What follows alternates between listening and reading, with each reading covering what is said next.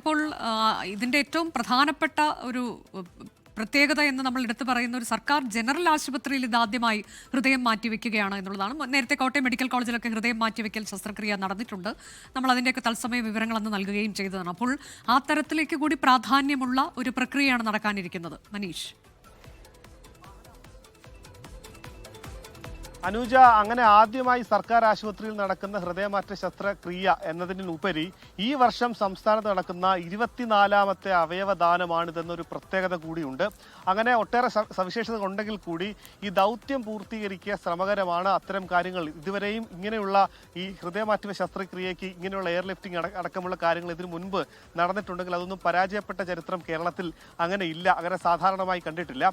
അതുകൊണ്ട് തന്നെ സർവ്വസന്നാഹങ്ങളും ഒരുക്കിക്കൊണ്ട് അത് ദ്രുതഗതിയിൽ ഏറ്റവും പ്രധാനപ്പെട്ട കാര്യം ഇത്തരം സൗകര്യങ്ങൾ അല്ലെങ്കിൽ സംവിധാനം ഏർപ്പെടുത്തുന്നത് ഏതാനും ചില മണിക്കൂറുകൾ കൊണ്ട് മാത്രമാണ് എന്നുള്ള പ്രത്യേകതയുണ്ട്. ഇന്ന് രാവിലെ തീരുമാനിച്ചത് ഉച്ചയ്ക്ക് 12 മണിക്ക് മുൻപേ തന്നെ ഇവിടുന്ന് പുറപ്പെട്ട് 2 മണിക്ക് മുൻപേ തന്നെ എറണാകുളം ജില്ലാ ജനറൽ ആശുപത്രിയിൽ എത്തിക്കേണ്ടതുണ്ട് എന്നുള്ളൊരു കാര്യമുണ്ട്.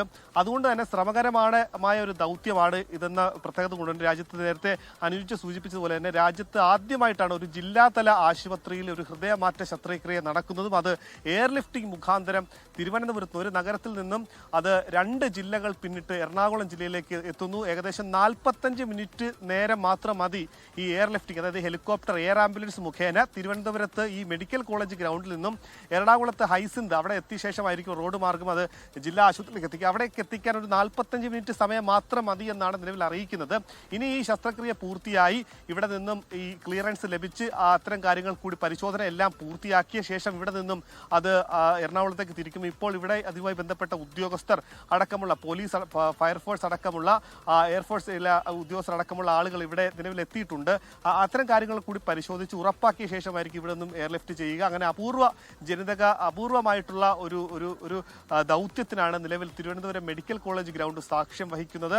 നിലവിൽ ഈ ഹൃദയം നൽകുന്നത് ഈ ഏറ്റവും പ്രധാനപ്പെട്ട കാര്യം, ഈ മസ്തിഷ്ക മരണം സംഭവിച്ച വ്യക്തിയുടെ അവയവങ്ങളിൽ ഹൃദയം മാത്രമല്ല മാറ്റിവെക്കൽ ശസ്ത്രക്രിയയ്ക്ക് വേണ്ടി നൽകുന്നത്, ഇവിടെ കരളും നൽകുന്നുണ്ട്. കരൾ മാത്രമല്ല 7 പേർക്ക് പുതുജീവൻ നൽകുകയാണ്. ഷിബു, കൊല്ലം സ്വദേശിയ ഷിബുവിന്റെ അവയവങ്ങൾ കോട്ടയം മെഡിക്കൽ കോളേജിന് ശേഷം ഒരു സർക്കാർ ആശുപത്രിയിൽ ഇത്ര ഒരു ഹൃദയമാറ്റ ശസ്ത്രക്രിയ നടത്തുന്നതും ഇതാദ്യമായിട്ടാണ് എന്ന ഒരു പ്രത്യേകത കൂടിയുണ്ട്. എന്താണെങ്കിലും ഇനി അല്പസമയത്തിനുള്ളിൽ തന്നെ ഇവിടെ നിന്നും ഈ ഹെലികോപ്റ്റർ അത് എറണാകുളത്തേക്ക് തിരിക്കും. അനുജ.